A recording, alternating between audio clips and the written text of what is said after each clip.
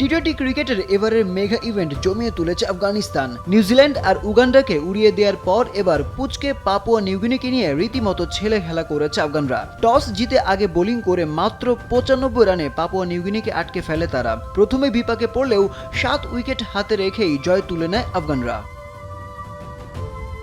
ইনিংসের দ্বিতীয় ওভারে নিজেদের প্রথম উইকেট হারায় পাপুয়া নিউগিনি। তৃতীয় ওভারে আরও একটা 2 বলে 3 রান করে ফেরেন আসাদ ভালা। 0 রানে ফেরেন লেগাসিয়াকা। দলীয় 12 রানে আরও একটা ডাক। 0 রানে এবার ফিরতে হয় সেসেবাউকে। লেগাসিয়াকা ও সেসেবাউ দুজনকে তুলে নেন ফজলে ফারুকি। কোনো অবকাশ কিংবা বিরতি ছাড়াই প্যাভিলিয়নের দিকে পাপুয়া নিউগিনির ব্যাটাররা। দলীয় 30 রানেই ওদের 5 ব্যাটারকে ছেটে ফেলে আফগান বোলাররা। 46 রানে আরও 1 উইকেট হারিয়ে আফগান ঝড়ের কবলে নতুন দলটা। খানিকটা লড়াই চালিয়ে যান কিপলিন।